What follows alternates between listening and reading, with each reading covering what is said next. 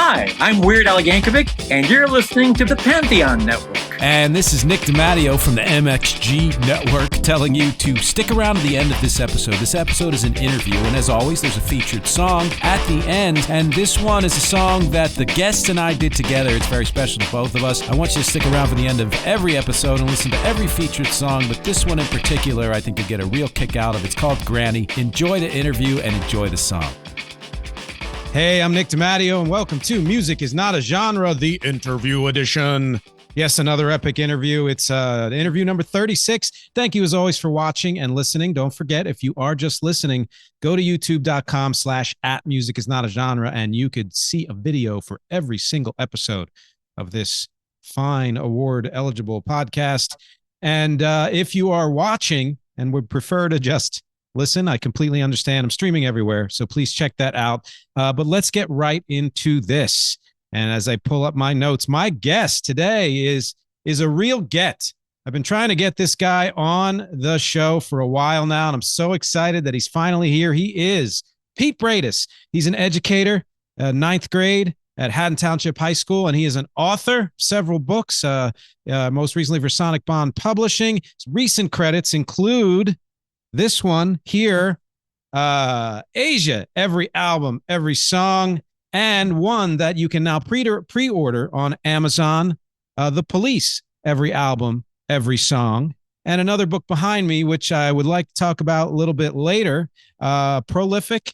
He's also a musician, and we'll talk about that later as well. How are you today, Pete? I am honored, nay, flattered to be part of this podcast to the stars. Podcast to the stars. Yes, that's correct. Well, I'm equally honored, and I got to tell. I mean, I don't know. This is your time in the sun here, so I'm going to try not to eat up too much with my talking, but I'm going to be gushing a little bit because we've known each other for quite a long time, and that brings me to my first question for everyone on this show, which is, how do we know each other? Let's see. I'm going to go with 1992, I believe. Through Kevin Agnew, a very dear friend of both of ours. We were sort of making an album, sort of like a Steely Dan type thing with, I guess you want to call them studio musicians and singers, which Kevin pretty much said he was not, but he was singing for us on a few tracks. He said, you really need to do these songs justice by getting someone with talent. So that's when he introduced me to you. Yes, that's right. In fact, I'll one up you there and say that you once visited Rutgers, where I went to school. And I don't know if it was a party or something like that, but I met you about a year before. Really? Yeah. And I don't know under what circumstances whatsoever. You were with Kevin, obviously, but and then it came about that when he mentioned you, it was like, oh yeah, I don't know him, but I'm happy to, try out and see how it works out. And so in 1992, I joined what I think at the time was Bud Newell Project. That's very possible. And then I guess some names and things and words were put in a hat, and we ended up with the title Ape Cafe. Yeah. What's really funny and ironic about this is just last week, the kids at school know I was in a band, but I refused to tell them the name because it's so embarrassing. And I don't know how they figured it out, but one of them went, I think I gave them like some clues, like I mentioned a zoo or where you get coffee, and they were like, oh wait, it's a Starbucks. I'm like, yeah, our band was called Starbucks. No, nice try. And then someone's like, what about a cafe? And I said, eh?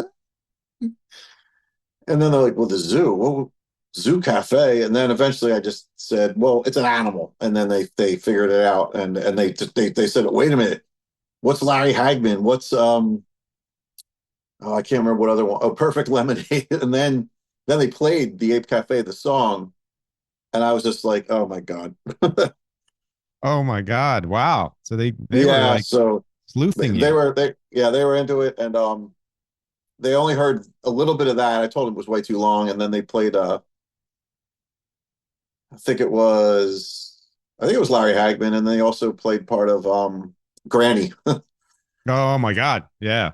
Yeah. Yeah. Which I want to talk about all of that. And in fact, because I'm so poor at preparing, I don't have those props with me. But as everybody knows, there's two parts to every podcast now because I have a mid roll break. And while we're taking that break, I'm going to get the cassettes of what we did because we're definitely going to talk about that. But yeah, I mean, so that's how we met, and that's how we ended up working together for quite a while. But before we get there, my second question for every guest, which I love asking this because it can go anywhere, but also because it's kind of a secret way to make this job easier for me, and that is that because I guess because it can go anywhere. How? Okay, here's the question. And you all know, if you're fans, the three fans I have, tell everyone, and this can be any interpretation you want, preferably fact, not fiction, but you're welcome to add some fiction. Tell everyone your story. My story?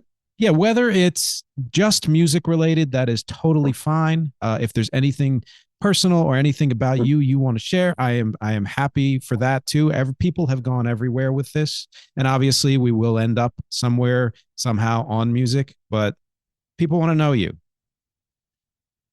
Well, I'm a dork and proud of it. Excellent. I'd like to tell awful puns, and I will tell some later. Music, just music. That's all I care about. That goes back. It's funny because when I grew up, it was just sports, but somewhere around seventh grade, I think it was, I started heavily getting into music, and my friend Jeff had so many albums. He was into music when he was very young, and I would go over his place, and he would just have albums scattered all over the floor. And I saw album covers by people like Yes, Emerson, Lake and Palmer, Return to Forever, and I would look at this stuff and go, "This has to be good. Just look at these covers." And he would start lending me them, and I would copy them from vinyl to cassette, and then listen to them, and then I would go out and buy them on either vinyl or cassette. And then MTV started up that same year, and we were one of the first people to get it. That changed everything because it was 24 hours of music, and it was everything. I mean, one minute they would show Motorhead, then it would be Men at Work, and then it would be Flock of Seagulls, followed by Genesis, and I just couldn't believe all this stuff. So I started listening to the radio more, and then I don't know, I knew so much about music, but within a year it was crazy. And then played guitar like 2 years later, and put together our first band, which was like most high school bands, not very good. And then we put a more serious band together and played a talent show, which we should have won, but we lost to a drunken lip sync by members of the football team who rented tuxedos and mimed my girl from the Temptations. I did it poorly, and they won. Sounds right. While we were a band, we played an original song, and we also did Moby Dick by Zeppelin, and Jeff did a drum solo and threw his sticks to the crowd. We used a strobe light. It was awesome. I still have that on video. And from that point on, we had bands up until with you about, I guess, till late 90s. Yeah. Yeah. Wow. So when you started, it's this kind of switch, you went from like being more into sports and then all of a sudden into music. A lot of the bands you mentioned were progressive bands. Yes, very much. But I was also huge into new wave. I mean, I loved Men at Work, Duran Duran, Devo, Adam Ant, all that stuff sounded so fresh. Still does to me. Psychedelic Furs, Bauhaus, Echo and the Bunnymen. Oh. But I was still into sports and still am. I mean, I could watch an Eagles game, and then at halftime I would sneak in and listen to some music and go back. Nice. But yeah, that was one of my favorite genres was new wave, but prog rock too. Absolutely. That's such a cool mix. And I guess I was somewhat into prog back that far, but really came on later for me. But new wave was kind of big for me. And then I mean, I had other, and I know we both had other musical interests or anything, but that does kind of explain to some degree why the music that you ended up creating was so eclectic. Yeah. It's funny when people said, "Who do you guys sound like?" The kids ask me, I'm like, I have no clue. You would call it alt rock. Oh, well, the one kid goes, alt. I said, yeah, okay, alt. But um yeah, I mean, God, we did everything from reggae to metal to ballads to country. Yeah. um We even had a little y- rap rock in there oh and yeah, that's yeah. right. They Uh, played mice. oh, yes, I, absolutely. One of my favorites. yeah. And then they were like, "Oh, why are there so few views and no hits?" I'm like, "We didn't tell anybody this music's out there." I said, "I have not told one person to go look this stuff up." So I should put it on my website or Facebook page and say, "Oh, by the way, you guys remember this stuff? It's out there now." People will go crazy for it. And the only reason I know is because anyone I've bumped into on Facebook who remembers the band asks about it. And that's unusual because I've been in other bands and I know of people who have been in other bands and people rarely ask anything about that. But for some reason, Ape Cafe, kind of fond memories of South Jersey's greatest. Well, I do apologize to you profusely for making you sing those lyrics because you never batted an eye at anything I gave you. I don't know why. You could have said no. I would have understood. Well, I so couldn't write a yeah, serious go song. ahead. I couldn't write a serious song to save my life. Musically, yes, but lyrically, no. So when we started doing some of your stuff, like Car and Xylophone Ways and Yeah. your sister, that at least to me balanced the mix of the goofy and the more, I guess, serious. Yeah. Yeah, and that is something that's interesting. So let me give people just a little primer. We mentioned it, but let me just kind of state it clearly. When in 1992 I came in and I started singing some of this stuff because Kevin suggested it. We were recording, I guess, Ape Cafe's debut album at the time, Yeah. Brothers of the Fur, right? And there were a ton of people on there. In particular, you, of course.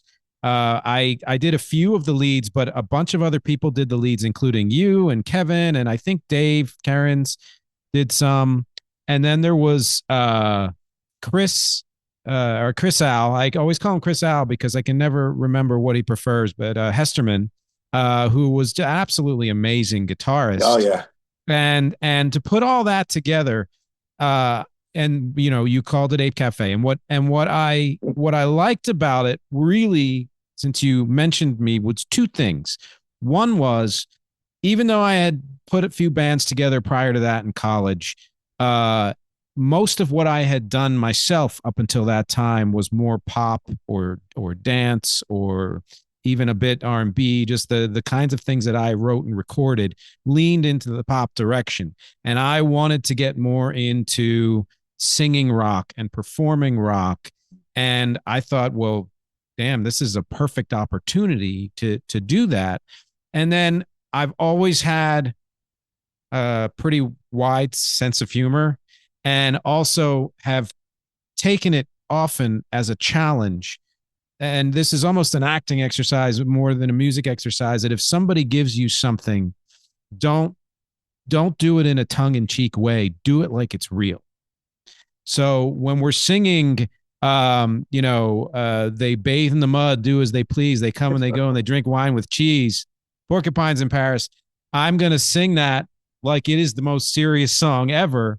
And I think that leans into the fact that the music is very serious. Like your composition and the way it was performed was not a joke whatsoever. And then the more people listen, they realize, what the hell is he singing about? What's really interesting is I'm in a guitar class at school, and we haven't played any of the music yet, but I want to play them the stuff. But it's funny though because like the teacher is going through music theory right now, and he's really good. He's a great guy too. I never learned music theory. I tried very little when I was a kid. I hated it. I thought it was boring. And I was like, if I already know how to play the chords, why do I need to know this? But I can see where it would come in handy now. But when they ask me questions, I'm kind of like, guys, this is out of my element. I really don't know. And they're like, well, we don't understand it. And they said, well, how would you write a song? I said, well, I would pick up the guitar. I mean, sometimes I told them this. I said, I would come up with weird chords sometimes, jazz chords, other things. Granny was one of them. And you would tell me what it was. And I'd say, oh, not that I didn't know, like if I was doing a song in B or C sharp or something, but those weird chords, I just played them and they sounded right to me. Yeah. And there's a part, I don't know if you call it, it's almost a bridge section, but it was the solo as well of a song called Fools in the Window, where it has this descending pattern. Dun, dun, dun, dun, dun, dun, dun. Yep. And I was like, I'm glad I'm just, I'm singing on that, because that's some complex stuff there. I know. And I didn't, I mean, it made sense and it didn't make sense musically. But then again, I think a lot of people compare us to Primus because that was huge at the time. I still love Primus, but we weren't, musically sophisticated like they were. But the goofy lyrics and the weird chord changes, I could see the influence that came from that. Although we were out at the same exact time, I didn't sit there and say, "Ooh, this has to sound like Primus," but I can see where people thought we were into that. Yeah, Primus, I remember, and Presidents of the United States, Who, we were out before they were, but it kind of pissed me off because those songs they did, like Lump and Kitty and Peaches, are hysterical. They're great. Yeah. And they got big. If we had any management, I know we could have done it in the 90s. We could have done something. We might have been a one-hit wonder, but we would have had some success, but we just had no management. So, well, it's funny. It's frustrating. So much of this is, I interviewed last year, I believe, a guy named Joe DeLuca, who was So you remember him, right? Yeah, he produced the demos for the third album. Yes, and I did a couple of my own recordings there, and then I brought in some other artists and whatever, and so we worked. I think he and I worked together maybe 6 or 8 times. But that was at the period when we were doing that, and we had done a couple of home recorded albums, and we're getting ready and did lay down some material for a third album, which, by the way, everybody, the links, I'm going to share those links. They've been on my band Rec's YouTube channel for a few months now, and I've seen some views and whatever. But since we're on the subject, along with Pete's links, his books, and anything else, there's going to be some Ape Cafe links, and that includes the recording we did at Why Me Studios, Joe DeLuca, which he shut down, I think, 5 years ago. He finally closed it down. Yeah, he lives in Ventnor now. He's sort of semi-retired and whatever. But he talked about how frustrating it was that he worked with so many great artists. And I think he had that studio for like 30, 35 years, something like that, and was often this close to an artist being signed or getting a hit, and it never happened for him. And it wasn't because the material wasn't there. It was just the luck of the draw and the timing and whatever else you could say, And I do think that's true for Ape Cafe. I mean, I've always, people who know this podcast, and I think we're like 230 episodes at this point. No, I talk about my own music a lot because that's sort of one of the objectives here. And I've said that as well. But when I went back to listen to Ape Cafe, which I always loved anyway, but then really listened to it because you asked me, like, could you put this up on YouTube? And I did my best to clean it up. These are old cassette copies. So it's listenable, but it's clearly coming from a cassette source. It's not anything that was tens of millions of thousands of dollars or whatever to clean it up like you could probably do if we had the money. But you listen to the quality of what's there and you're like, oh my God, not only was it interesting and good to begin with, but every album we got better. And I do think that and I think the only song that was ever fully produced and released and officially was Granny. Yep, on the Barbary compilation. And even that, and that's just one of, I would say, at least a dozen that could have been hit singles. And even that we mixed in one day. We didn't even, have the time to dedicate to really properly mixing it. But that still sounds good. I still have that CD. But you're right. It's a shame the demos sound a little crude for the third album because we never finished them. They had no backing vocals, and we would have done different arrangements. And if I remember, we played it live in the studio. But it's funny when you said you remastered them. I thought Brothers of the Fur sounded really good, and that was recorded on a 4-track. But the Stung on the Ass, that one sounded very thin and tinny and a lot of treble. I don't know if that's from Chris's original source tapes, but those don't sound so great. What happened was this was got to be at least 10 years ago. Chris did he ripped Brothers of the Fur off of his source and gave me those. So even though, again, the quality wasn't great, it was closer to the original source than anything else we had. So it was a lot easier to clean those up. And all I have was Stung on the Ass. People will see it later. You can almost see it if you look up there. There's Brothers of the Fur, and behind that is Stung. I'm going to bring them out in the second half. That's what I used to get the songs onto the computer to clean them up. So it's a cassette that probably been played 30 times and then sits around for almost 30 years. And the bottom of it was so warbly and muddy and hissy that if I didn't clean it up, it would have been unlistenable. So, but when I cleaned it up, it took out a lot of the meat of the song. So that's where you get that kind of tinny sound. Yeah, there's like not a lot of bottom end on that at all, but Brothers of the Fur does have it. And I forgot about how many really ridiculous throwaways were on that album. Like the Vegetable Army. Oh God, what was I thinking? Oh my God, that's great. Yeah. And History and Lace. Geez, that was so bizarre. It's almost like satire, like Frank Zappa type stuff. Yes.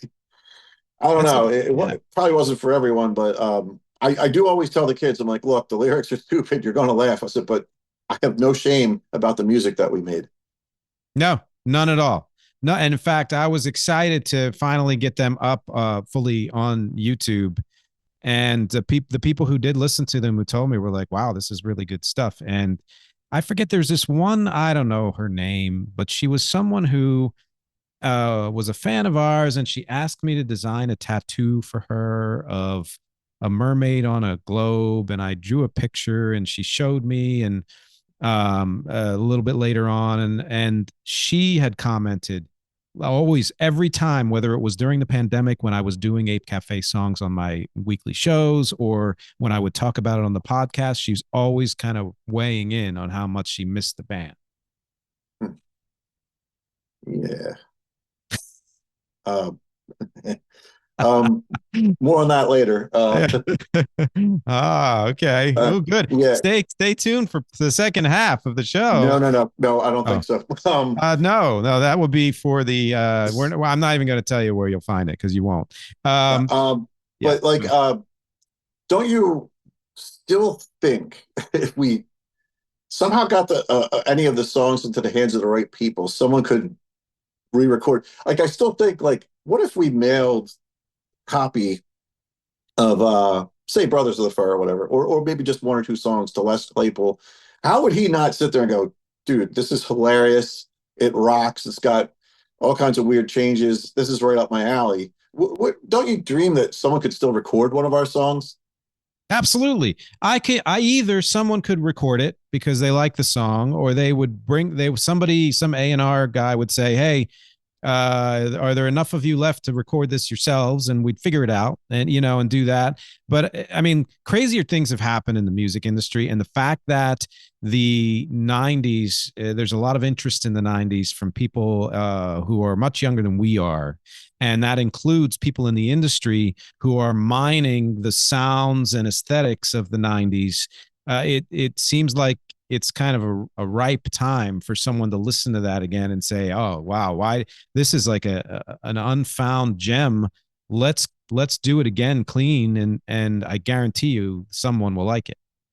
Yeah, some of the kids at school, some of the older kids are into the 90s. Like this one girl in particular loves Third Eye Blind. She's going to just go see them this summer. Kids love Green Day, Nine Inch Nails. Yep.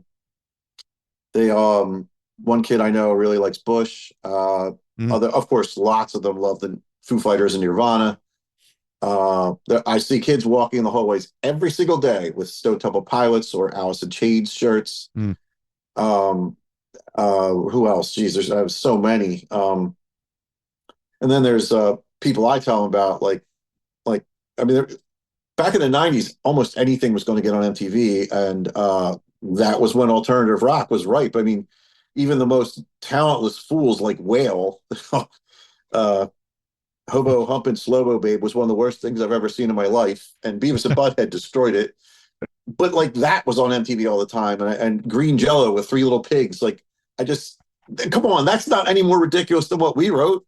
Not at all. Not at all. And I do think it was, we did a cassette, whatever recording, and then we never quite finished the third one, No. And that's, and like you said, the right people didn't hear it. Was really it. But it was just as good as anything else out there and could have been easily and very quickly reproduced in a studio in less than a month, Oh, it could have, because we were tight at that point. We knew exactly what to do. We wouldn't have had to go over the details a whole lot. We were tight. We were the first. This Ape Cafe was the first band. It was the first time I ever actually performed at all in New York City. Was with Ape Cafe. Yeah, we played a prestigious place. What was that? The China Club. China Club and Fat Tuesdays. I think we played two gigs up here. Yeah, that's right. Yeah, but it was just such a bummer to bring it. You're bringing your own equipment around. You're getting out of clubs at 2, 3 a.m. going to work the next day. And I think it got to the point around 96, 97 where it was kind of like you and me. We were with session men, basically. We're bringing in all kinds of people to keep it alive because Carrie and Chris left, Dave moved. And at that point, it was too much of a struggle. That's what it was. I mean, we had a decent lineup there, that last lineup with Dave on drums. Hi, Dave. Dave every now and then watches one of these or listens. And Carrie and Chris. Yeah, absolutely. And who all were also on that same recording that I did the EP that year of my stuff in '96. I mean, I was like, hell yeah, I'm going to use this band, including you, because I'm like, we're super tight. And we rehearsed a lot. Yeah, we rehearsed a lot, and we were doing, minimum at the height, maybe 2 gigs a month at least. That was the problem. That was because we were an original band. We couldn't get as many gigs. If we were a cover band, what we should have done was divide our time between the original shows and cover shows to buy better equipment, to buy a PA, to get studio time, but we didn't. No, that's a good point. And I think of myself in my 20s and think of decisions I made that were kind of hardline, like being a purist about wanting to do one kind of music over another, or not wanting to do covers because my dad did covers, and how dare I, stuff like that, and realizing, when we did do covers, we chose some amazing covers and did them in amazing ways, usually in the middle of Brian O'Darby, but we'd also do just covers in general, and they kicked ass too. That gave me so much joy because I always thought, no matter what, if people don't understand our music or they don't like us, or maybe they're sort of into us, if you throw in 2 or 3 things that they know scattered throughout the set and you arrange them your own way, but not too far from the original, they're going to sit there and go, oh, wait, I know this. And they'll stay. That one of my ideas was to do Cars by Gary Newman, but replace the synths with guitars, although you still play the synth part. Yep. And then 2 years later, Fear Factory did it, and they're on MTV. I'm like, shit, right, exactly. And that's the thing. We chose covers that either other people were doing or the same kind of approach to them. When we did I Am I Said, or when we did Streets of Philadelphia, or even Superstition, we kept true to the original but made it our own very much. I Am I Said, when I saw the Super Bowl and that new Volkswagen commercial, or Volkswagen, that came out, it used I Am I Said throughout the entire commercial, and it brought me back to when we recorded that, and we used to play it live. So that song is on that third album. Yep. And that was a cool arrangement. I mean, come on, the arrangement I came up with for Sen and the Clowns. Oh my God, that's right. Ah, incredible. That went That was so down. fun.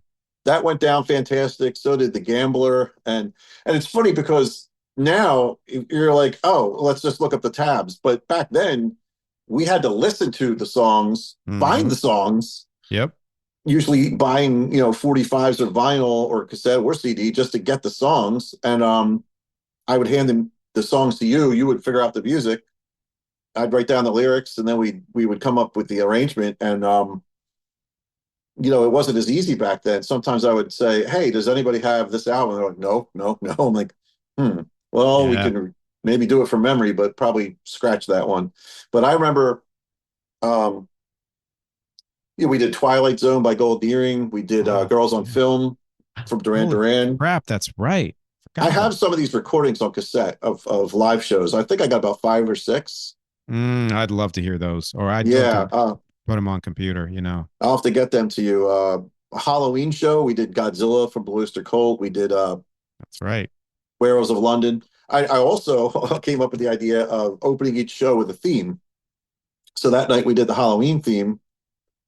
We also did Sonic the Hedgehog. We did Hawaii Five-O. Oh yeah, we I did mean, we did Pac-Man Fever once. oh God, Pac-Man Fever. I have that on video. That Lollapalooza Loser Palooza show. Right. Yeah, Yeah, no, excellent. And it's funny that I'm in a couple of cover bands now, and when we do they hire us to do like 70s, 80s, 90s stuff. We're doing so many of those songs. And I'm like, why? And I forget because my memory's terrible and I remember some of them, but then I'm like, why do I know this song so well? I'm like, oh my God, because we did it all the time. we did The Stroke from Billy Squire. We I did love that song. Yeah. God, what else did we do? I mean, there's so many, but I think one of the things that was cool about doing that was, like I said, it got people's attention. I do you remember we did a show at the Barbary in Philly, Mhm. and I think the guy was Freedy Johnston. He had a hit called Bad Reputation. Yes. Uh, I like that he album. It's decent. he was playing that night. You could say we were opening for him, but we kind of weren't. But we were on the same stage. But Oh, his wow. manager came up to me and somebody else and said, "I really like what you did with Cars" by Gary Newman. That was cool. Whoa. And I I didn't said, remember that. "Yeah, he did." And I said, "So, any interest here?" And he's like, "Yeah, yeah, here's my card." And then nothing happened there. Nothing happened. Yeah, We that sounds also, right. and do you But know that we can say, may not be 100% accurate, but do you know we can say that we opened for Jeff Buckley? I'm going to pause there because that is a great suspenseful whatever, and we're almost at the half anyway. I want to revisit that, and I have a couple of questions and comments about everything Barbary as well. After this typical mid-roll break of MxG here, MxG, I don't know, I forget how to do that. We will be right back in a couple of minutes. Stick around. Hey, so I was going to do the usual and just list all of the links that I'd love for you to check out, but I realized that everything you need to know and everywhere you need to go is at nickdimatteo.com. That really is the hub. I list all the links in every episode just in case, but nickdimatteo.com is where I put everything that I do. If you want to know more about this podcast, whether it's the audio version or the YouTube version at youtube.com/appmusicisnotagenre or wherever else the podcast shows up, or if you want to support the podcast at patreon.com/musicisnotagenre, just go to nickdimatteo.com. It's all there. If you want to check out my full discography of original music and covers for my band REC, REC, and beyond, it's at nickdimatteo.com, including all the streaming and social links for wherever you listen to music and wherever you check out your soch. My acting clips are there. My voiceover clips are there. Graphic design, my blog, and most especially, it's the best place to contact me. If you go to nickdimatteo.com/contact or just hit the contact is on every single page. You can send me a note, say hello, ask me any questions you'd like. You get a newsletter a few times a month. And if you have a project of your own and need work done for it, whether it's audio editing or music or voiceover or graphic design, or if you have an event and you need live music, go to nickdimatteo.com, contact me, say hello, let me know what you need. I'd love to hear from you. Thanks for listening. Let's get back to the show. All right, we are back, and we're going to jump right back into where we left off. We will be getting to Pete's books, by the way, later on, but we're having too much fun talking about the music and a lot of things to go over still. So tell me again the story you were about to say before we broke. I don't know. Jeff Buckley, I believe. Oh God. So that was a weeknight in the fall of 95, I think. Might have been 94. I'm thinking 95. Maybe it was 94. I can't recall, but we got a call from, I want to say it was JC Dobbs on South Street. Mm-hmm. Might have been a different place. It was definitely a well-known club. And they asked us to fly over there on a weeknight, and we couldn't get everyone together. So it was you, me. We didn't have a bass player with us. And I want to say Terry was playing drums with us at that point. So we went over there. They only gave us a few songs to do, and we told the bass player, who somebody knew him. I don't remember who in the band knew him, and we just did like 3 or 4 songs. Superstition was one of them, but we also did some originals. It was crazy because we were like showing him the music before we played each song. But Jeff Buckley had already played the stage, and they needed someone else to play the night out. So we could say either he opened for us or we opened for him, or we just happened to be on the same stage the same night. But it's a better story the other way. God, I don't know why I don't remember that. That's crazy. Because it happened so quick. They called us up. We flew over there like maybe 45 minutes later and did the gig. But yeah, he had been there. So a lot of people had cleared out by that point. But Wow. But yeah, same night. I mean, we were right there on stage, and he died shortly thereafter. And we didn't kill him, right? If he heard any of our music, possibly. But Okay. All right. So the jury's out on that. Yeah. So we had kind of a little brush with Jeff Buckley, and then you said Freddie Johnston at the Barbary, absolutely. Right? Yep. Yeah. That's amazing. I've always loved Philly as a music town. It's honestly much preferred over New York. I think the people who listen to music there actually listen and enjoy it. And a lot of people here, they kind of take it for granted. You know? There's also another music teacher at the school. He's in the middle school. His name is Matt Cappy, and he plays a wicked trumpet. And he has a band. They do jazz, funk, and fusion, and they are just tremendous. And they put out several albums. They play a lot locally. They play on XPN. He has sessions. I mean, my God, he recorded on Michael Jackson's last album. Whoa. He's toured, and he's shown us videos of him touring with Jill Scott, Jay-Z. I want to say Erykah Badu, but I'm not positive on that one. But so many names that would just flip you out. And just last year, I think it was, during spring break, he's like, I just got the call to go down to, I think it was New Orleans. Patti LaBelle was playing some gigs. So he got the call to join her band for those gigs. Wow. And then last summer, he played with the Hooters for a few shows. It's just mind-blowing. Yeah. Mind-blowing. That's incredible. And a lot of the artists you named were originally Philly artists. Yes, and he said, the scene here in Philly is so vibrant and filled with so many talented people who have gone on to do so many things for the Grammys, for he mentioned various festivals that are organized. He also mentioned classical music. He said these people are sought after as top-notch session musicians because Philly has a very, very seriously established scene in soul, pop, R&B, jazz, and funk. And he started naming me all these guys who I knew by name. And he's like, oh, he plays with Seal. So-and-so I played with him in Jill's band. And, these are really wild things. And it's right across the bridge happening still. Yeah. Yeah. Pretty amazing. Now, as far as stories go, what I love is that we remember different things, and we remember some of the same things, but there are things you're telling me that I've completely forgot. But one thing I do remember is, first of all, always enjoyed playing the Barbary, and I know we were there a few times, and there was this upstairs room, right, where we would smoke cigars and stuff like that. I forgot about the upstairs room. Yeah. Yeah. Right. So, and the thing I remember the most from that, other than we would honestly packed the room. Like we had quite a few people. We played there a number of times. Yeah, and people would come to see us. Was that there was that one show where we didn't have a drummer and we just had to wrangle whoever was there? I have that on video. I hope I still have it. That was Chris. I went to Rutgers with him. He was a damn good drummer, and the idea was that he and Bob, who played guitar for us for a while, I'm still friends with Bob on Facebook. He still plays in bands. Cool. The idea was that they would come over for about an hour and a half, and we would go and do the gig. Right. But they showed up extremely late. We practiced for 15 minutes, and I remember it very well. And we flew over to Philly, and we did one of our better shows under incredible pressure. There were times where Chris was lost. I distinctly remember we turned Brian O'Darby into a funk jam. So instead of 30 seconds, it became almost 5 minutes, and you are standing on the drum riser staring at him to stop. Oh, that's right. He's so locked into a groove. He has no idea that the song should have ended minutes ago.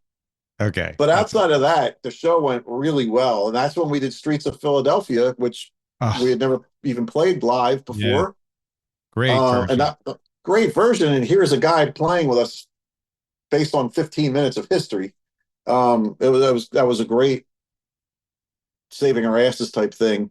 That was when we had to switch drummers because that night Mike didn't want to play anymore because of the covers. So is that why? God, I forgot that. Yeah, and then Joey went with him. So we got Bob, who had played with us before, to come in on guitar, and he's very good. And then Chris, Dave was still there on bass. Mm-hmm. And then it was, I think, a little after that show, or maybe even a couple shows later, where we put the whole new lineup together, which became the best one. Yeah, best and tightest for sure. Was that the show that we did? Show Me the Way to Go Home as well. Yes. Yeah. That was fun. Yeah. Yeah, you were better on that. I had no idea what the chords were, and I just played some noise, which was bad, but it was minimal.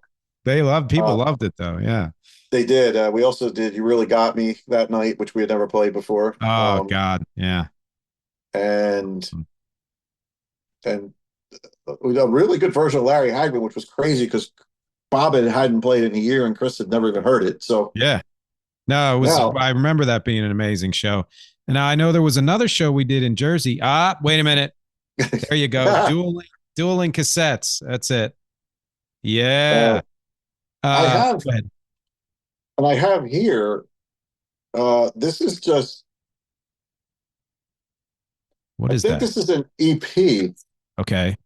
And it's the second album. Oh yeah, we did like a 4-song or something EP. Right. And if I recall, this is from a different source, a different mastering source. This may sound better. I don't know. Oh, I don't know. I'll have to check that out because we definitely have this. This is an EP as well of your stuff. Yeah. Well, that's this. Is it? Yep. It's got to be. 5 songs? Yes. 5 songs. Okay. That's it. That was probably from the studio or might have been rehearsal. But yeah. I think I don't know if it's a rehearsal. I don't know. It's probably from Joe probably gave us a copy before that final mix down or something. Yeah. And then of course Stung on the Ass. So I have that somewhere. Yeah. Yeah. I want to get to some other stuff, but there's one other story of many that I remember. And I mean, you mentioned Loser Palooza, you mentioned Barbary. We played a club in Jersey, which I want to say was on like 70 or 73 or 38. I don't remember. It's been so long. And it was a metal club. And we went in there in our costumes. And I was like, how the hell are we going to pull this off? And that was the night where it might have been the first or second time that we decided to do Sabotage, Beastie Boys. And we started it and messed it up or something like that. And I stopped the song like 15 seconds in and I was like, no, fuck that. Let's do it again. And we did it and we killed it and we won the audience over because of that. Was that the show that was filmed for public access TV? It might have been. Yeah. I remember they were starting some sort of series and they heard about us and invited us to that. I think you might be right. I forgot about that. Holy crap. We also played the Westmont Theater at least twice. Yep. One of those ended with Mike throwing his drumsticks at the sound guy. That's the one I remember. Yeah. Yeah, but that was a really nice venue, and there were a lot of people there for that. Yeah. And a Big band called crowds. Isle of Q came on after us. Oh, They were yeah. kind of like just a grunge knockoff Alice in Chains wannabe, and nowhere near as talented as Alice in Chains. But I distinctly remember we were changing backstage. You put on, I think you were the deck of cards or whatever that night. Oh, yeah. From the Mummers. Yeah. Yeah, and he said, "Who the fuck are you, Elton John?" And you were like, "No, I'm Nick from Ape Cafe." God, I And don't remember that. when we finished the show, most of our fans were leaving, and he announced from the stage, he's like, thanks a lot, you fucking assholes, for leaving. And I'm like, wow, this guy's a real professional. And then they got Wow. signed to Columbia Records. Oh, of course. Yeah. But the album tanked and they disappeared. But I do remember Damn. that. Wow. We played the Trocadero too once, Oh didn't we? yeah, that's on video. Craig Yeah. filmed that. Oh, nice. Oh, I've never seen Yeah, it. I'll have to. I don't know if you have equipment, but I do have VHS shows of us. I don't know if you can convert them. I don't know if I can. I can ask my parents though. I think my mom did some converting of that a while back. So we Yeah, just need to get together so you can give me all this material and I can convert it, yeah, and I've got at least 4 or 5 shows audio from the soundboard that we did. We stop it. I'll feed you later. Come on, man. The cats drive me nuts here. Oh, I thought you were talking to me because I am getting hungry. But Yeah, I'm hungry too, actually. Yeah. But anyway, yeah. So there you go. That's the Ape Cafe stuff. that's great. And I know, and then of course, like you said, in around 96, when Dave went to Boston, the other guys left, we kind of broke up and I think we just decided that it was becoming too much trouble to keep a band together to perform, whatever. And I kind of regret that, but I know, things kind of happen. And then we would periodically revisit music over the next like 15 years or so at least. And there were some songs that were never fully produced that I sang on.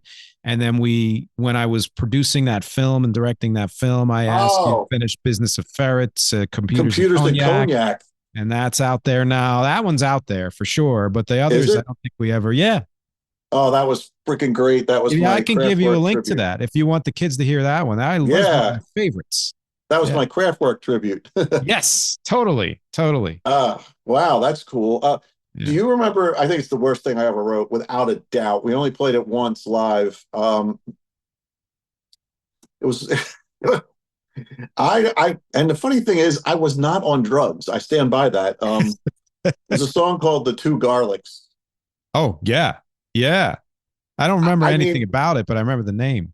I remember it being mellow, and then it had like a sort of a rockish midsection, but it was literally about two bulbs of garlic who were brothers. Yeah, yeah.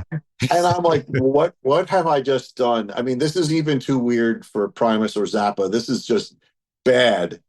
And you still went out there and sang that. And I I remember love Dave coming up to me going, dude, that song's not working. I said, no, it's not. it. He's Oh my like, God, I love it. he's like, I love a lot of the stuff you write, but that's really bad. I said, yeah, it is. Well, before I even met you, a couple of years before I met you, I was getting into like Japanese music and rock bands and stuff. And there was this one band, Shonen Knife, who Yep. turns out have been around for over 40 years now. I had no idea. Mhm. But they opened me up to the fact that a lot of Japanese artists like to sing about food. They do. Yeah, and not in a facetious way. And so, No. like, maybe we're big in Japan and we don't know it.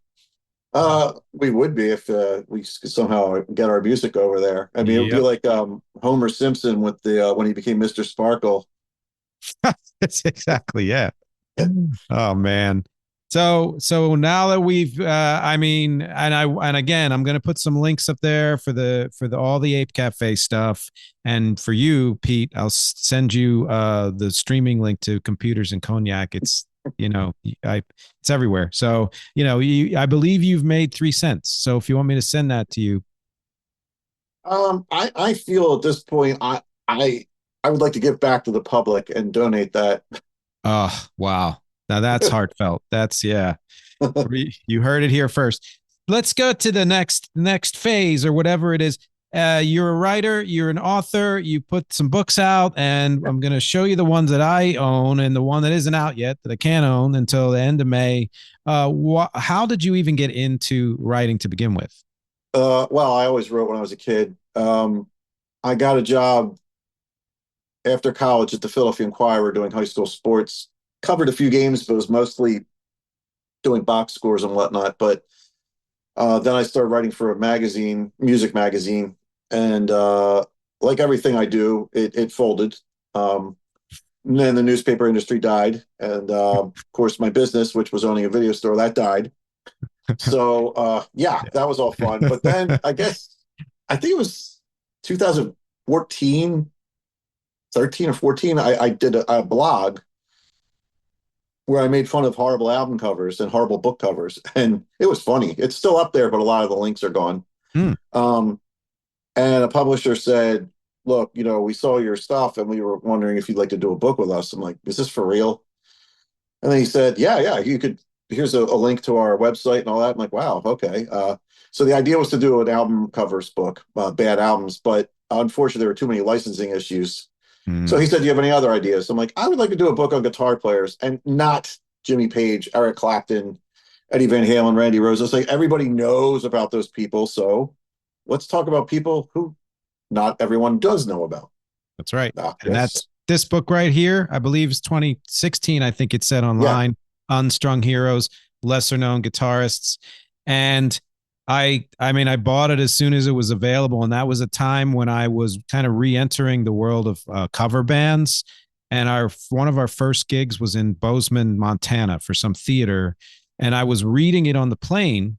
And as we hit something called wind shear, which was the first time I had ever heard of that, which is basically instead of turbulence is like this, wind shear is like this, but harder. I was sick to my stomach, and I'll never forget. It wasn't because of the book.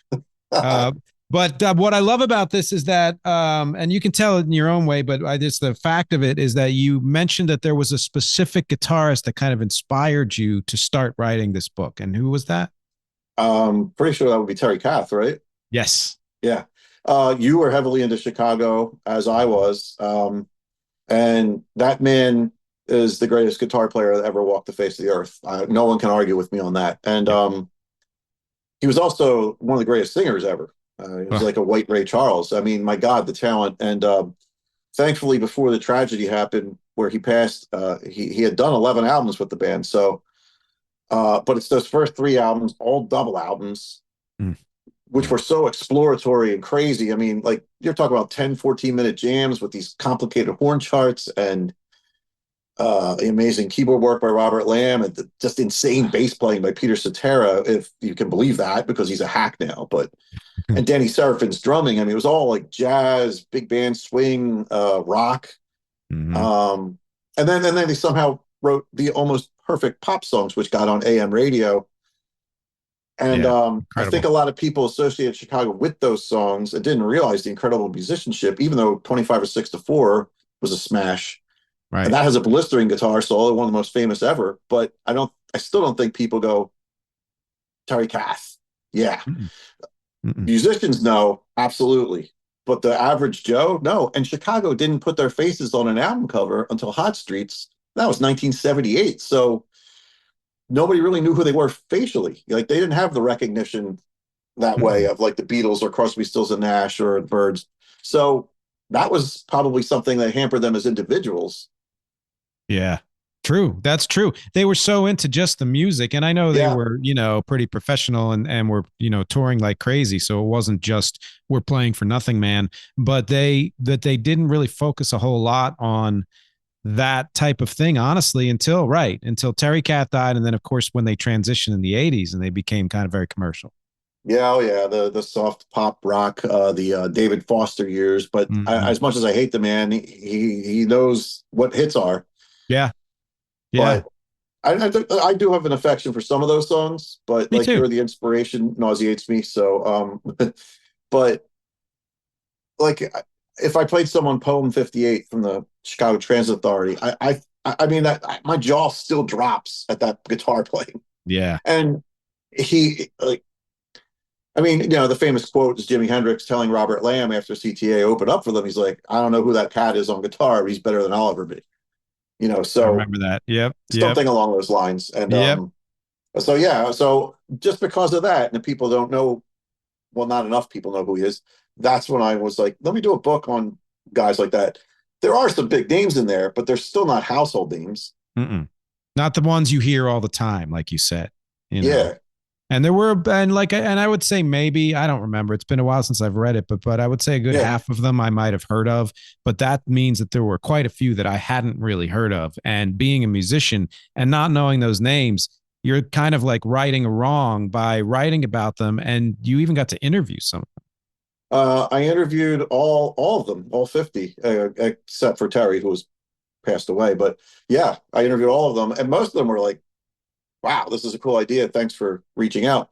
Davey Johnstone from Elton John's band, that was a thrill and a half. And then he invited me backstage to a gig at Elton in Reading, Pennsylvania, and he put us in the second row. And he just said, you know more about my career than I do. I'm like, well, I'm a nerd, so it's easy. But by the way, guys, said, that video, that photo on the promotional for this, which I haven't put together yet, but I plan to. Right. That's Davey Johnstone. Anyway, yeah, I forgot about that. Yeah. But it was like frustrating to me that this guy had been with Elton for 50 years, and the average person that goes to see Elton doesn't pay any attention to the band. No. Now his diehard fans know that Davey's been there forever, but the people there to hear the hits, they don't know. Mm-mm.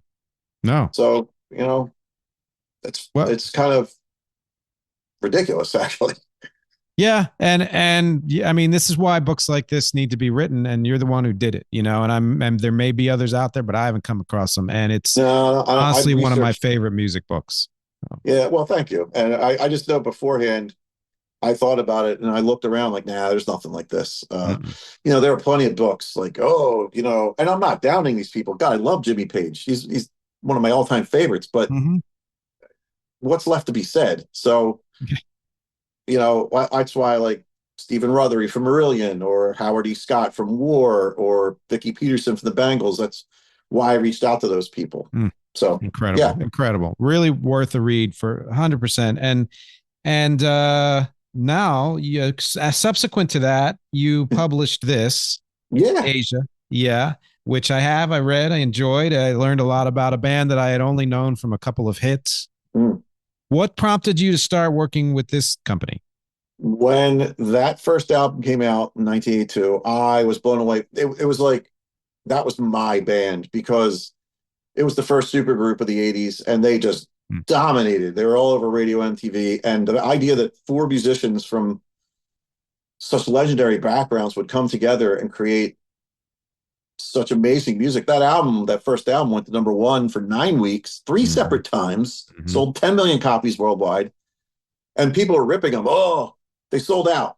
Well, they did not want to do 10 to 20 minute songs anymore, like they had done with Yes and Emerson, Lake and Palmer. They wanted to homogenize and do songs that were 4 or 5 minutes. So, but they still had impressive musicianship. Oh yeah. And I guess I saw that the publisher had books out at that time. I think I bought one on Genesis. It was okay. It was decently researched and written. And at the back, it said something like, if you have any ideas, submit them. So initially, I think I was going to do a book on Van Halen.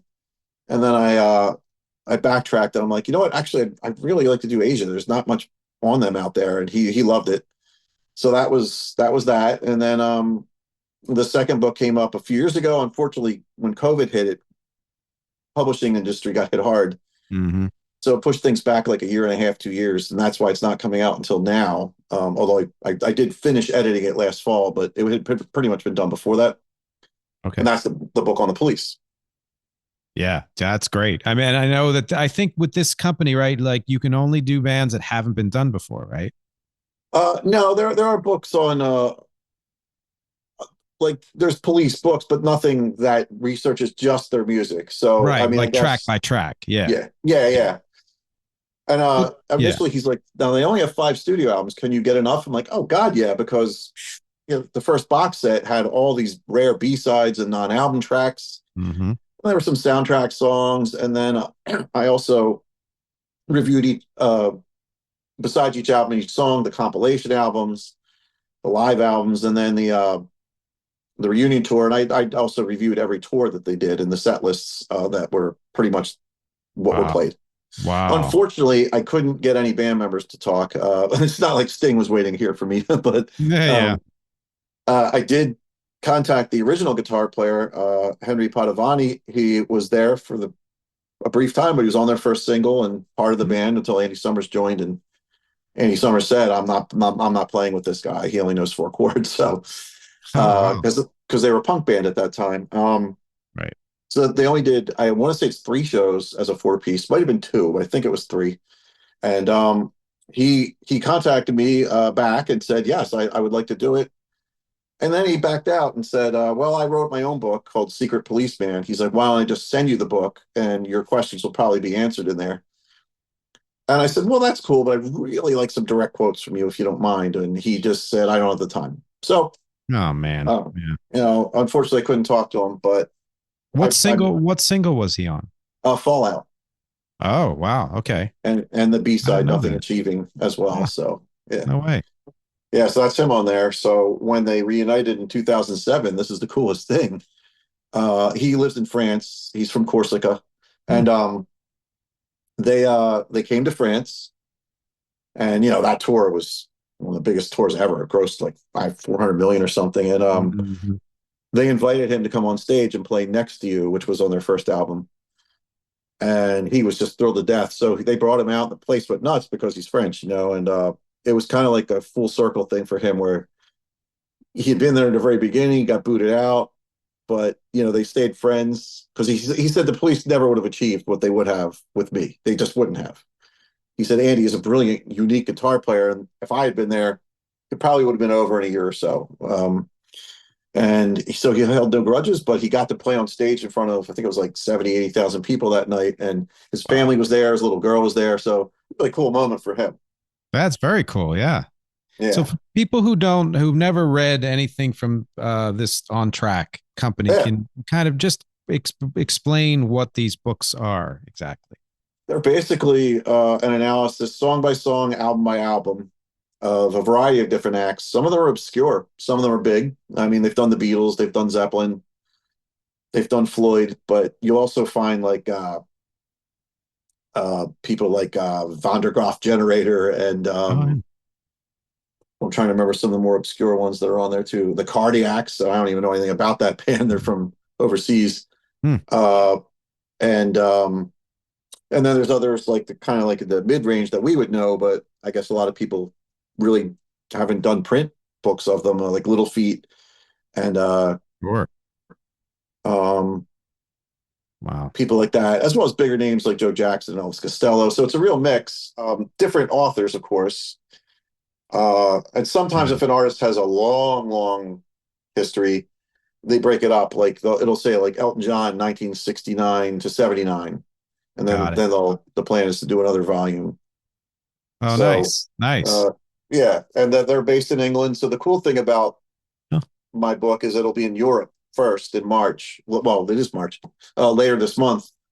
So oh, those wow. sales in the UK and Europe hopefully will be good, and then it comes out here in late May. How it'll do, I have no idea. I mean, because I didn't get any direct quotes, I'm sure there'll be some nerds that bash me and say, "Oh, this is all just stuff we already knew," and these quotes are old. Well, I did the best I could with my research, but I really researched this thing heavily, so there's Well, no mistakes. I think that one of the benefits of books like this is not that some of this stuff you couldn't find somewhere else. It's that somebody took the time and effort to not just fact check, but put it all together into a Mhm. single book. Yeah, That is not easy. And it takes, more than just the skill of a compiler. That I think is the real value of a book like this. well, thank you, because that it does take time, it does take work, and you want to make it flow, and you put your own stuff in it too. Right. So, and they want opinion in there. And I was a little leery because I'm like, well, when you tell instantly somebody how good a song is, you've got just as many people who will say it's not good. Yeah. So that's tough because someone could easily go, oh, I don't care about his opinions. Well, so I tried to stay neutral, but I mean, let's face it, there aren't that many Bad Police songs. There were goofy songs that I would have written on each album. I mean, when you think about songs like Mother or Be My Girl Sally, which was about a blow up doll, I mean, Oh, yeah, wow. I probably would have written something like that. I mean, Mother is on one of the most famous albums ever, Synchronicity. Everybody says, if only for that damn song. But I love that song because it's Andy Summers at his most warped, and it's disturbing. I love any band that's willing to do stuff like that in the midst of doing the things that everybody already knows, that shows that they're focused more on the music and what pleases them as opposed to trying to fill a template based on either preconceived notion or what Yeah. like the industry or fans might want. Yeah, that preconceived notion thing. That's why I admire Radiohead so much, because honestly, they don't give a shit if you like it. They would like it if you did, but they're Yeah. going to do it anyway. So Yeah. that's to be commended. No, it's true. And so this book, I believe this interview is airing at the beginning of April, I want to say, or no, it might be the end of March. So within just a short time, the book on the police will be available, but everybody can pre-order it. And as I said, this may be an episode with, I think, more links than any other because of everything we've talked about. But they're all worth checking out, especially the books and the music. Absolutely. Yeah, check it out. Buy, purchase, and leave a nice review. And that's something that I interviewed a guy. His name is Steve Rosen, and he wrote a book on. I know him. You know him? No, of him. Oh, he wrote a book on the Stones recently. He also wrote one on Duran Duran. His stuff is sometimes sensationalistic. Yeah. But and the one I read was I got an advanced copy of the one Eddie Van Halen because he apparently had a somewhat of a friendship with him for a couple of decades while he was also covering him as a journalist and was conflicted about whether or not to write the book, blah, blah, blah, and eventually wrote the book. And he's got a very unique voice and an interesting guy to interview and stuff like that. And God, I now forget why I brought him up, but let's see. We were talking about I said leave a nice review, and then you said that. Right. And so he said he's very adamant, and there's another author, Scott Shea, I interviewed, who did one on the Mamas and Papas, which is a very good book. Oh. Really worth reading. And the same thing, like everybody, and it's something I'm terrible at, but it's, absolutely leave a review because that makes a huge difference. It does. And there's going to be people who like to make life miserable for people they don't even know, and they're going to leave a 0-star review. It's going to drop the ratings. It's because the internet is open to cowards who can do things like that. So the more positive reviews, as long as you like the book. I wouldn't want anyone to review the book and give it 5 stars if they didn't feel it was that worthy. But if you really like it, then please say something nice about it. And absolutely, others might go, oh, this sounds like it's actually well written and researched. I'll check it out. So yeah. Well, I'm excited to read it because like I said, I learned a lot about Asia, and that was wonderful. But they, and I ended up. You have a shirt? What the hell? I want one of those. I just dug that out. For those of you just listening, we have a shirt of Ape Cafe Brothers of the Fur. It's a sweatshirt, and it is incredible. It's full color. Yeah, this was airbrushed. What's funny is the kids asked if I had any T-shirts of the band, and I'm like, no, but I think I have a sweatshirt. This was just Monday. They asked me. Yeah. And this one girl, Callie, she's like, oh my God, you have an Ape Cafe sweatshirt. I will wear it. I will wear it in school if you find it. No way. So I might bring it in, but I don't know if I want to part with it because I guess it's a slice of history, but don't part with it. Definitely it's don't. the only one, but I'm never going to wear it. That's incredible. God, I wish I had one. Yeah. This is people who listen to this know that last year, beginning of 2023, I started another T-shirt store. We'll see if this one goes anywhere. But one of the things I did was this shirt right here. If you're just listening, it says give me $50,000. This actually refers to the episode that aired just the week before this one, where I talked about that, and I don't need to go over it now, but just to say I'm a huge fan of t-shirts, and if there was a way that we could sell Ape Cafe stuff, I would 100% do it. That was my buddy Scott Morrison did that cover, and then Kyle Harrington did the second one, and both talented guys. Scott's cover was so cool. I don't see any reason why we couldn't somehow get that done, right? Yeah, we just had to find a way to reproduce the art in a strong enough way. But I once that's done, it's easy, you know? Yeah.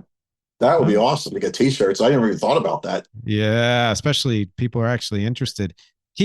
Stay tuned, everybody. You may see some Ape Cafe shirts up somewhere, and I'll definitely share that. We're coming to kind of the end of the time here. Is there anything that you else you want to share with the audience? No.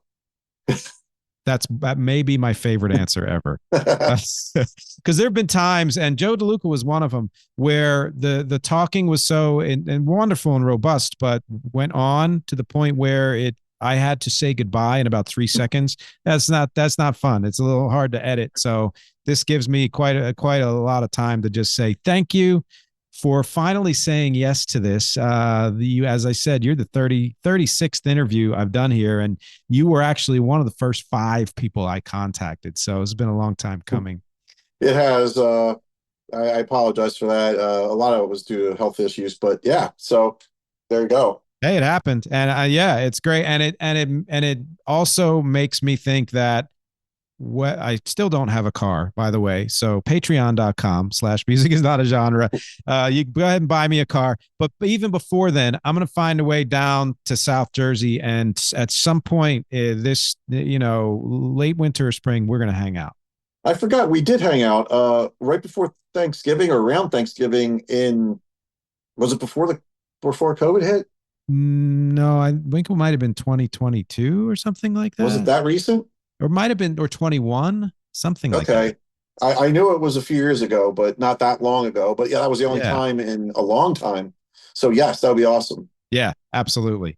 Yeah. And anyway, thanks again, everybody. Please follow all these links. I am, as long as we've had this music sitting in, collecting dust on our shelves, I can't tell you how enthusiastic I am that it's out there now, and I want everybody to hear it.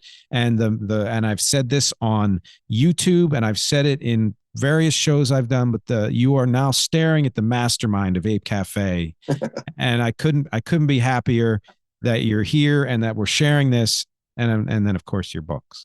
But also, come on, you're one of the most talented people I've ever been around, so that's why it worked. It would never have worked without you. No way. Oh man, thank you. I've said to people that I learned how to sing on stage because of Ape Cafe, so I think it was kind of a mutual benefit. But I appreciate you saying that. But I do have an idea for an acoustic trio. Okay. Who specialize in rearranging 80s classics, and they will be called Rubik's Cubed. So move down here and join me as part of Rubik's Cubed. All right, you heard it here first. That's the next project following Ape Cafe and Business of Ferrets. It's going to be Rubik's Cubed. Thanks again, Pete, and I hope to talk to you soon. And everybody out there, as always, if you have any comments or questions, send them in. Objectives here in music, conversation, connection. I will talk to you next week.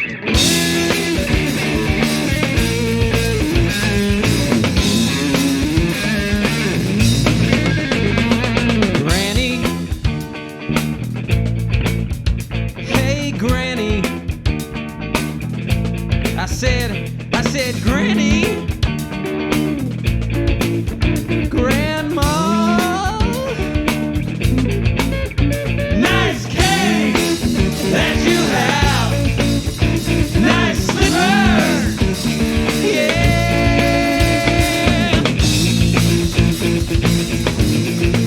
Matlock.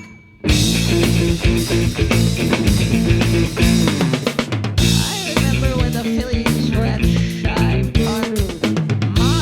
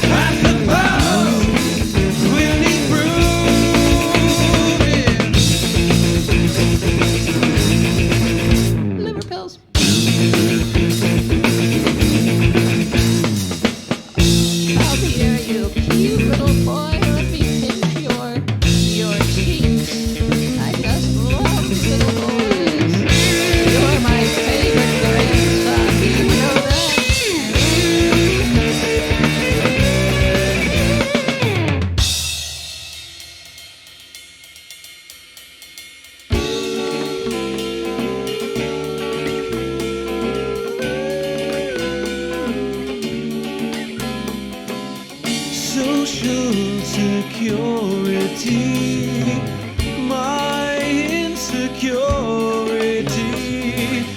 where it goes, nobody knows.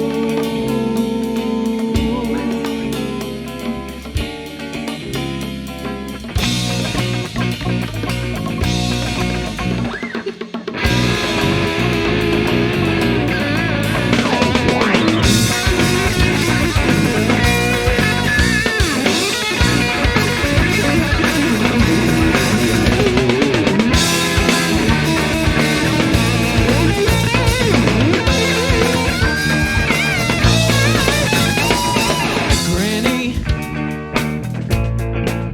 hey, Granny, woman of the ages,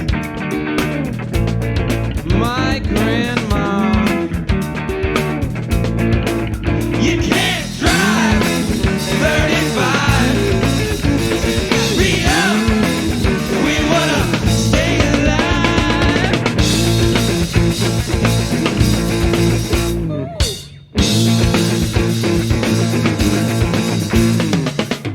You've been such a good boy. Would you like to try some of my fresh baked oatmeal prunes bars?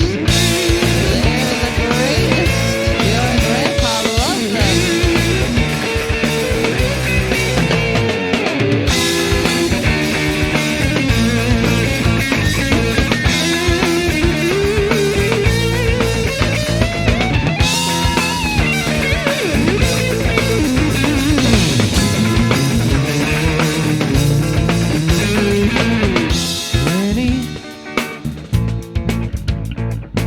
Granny,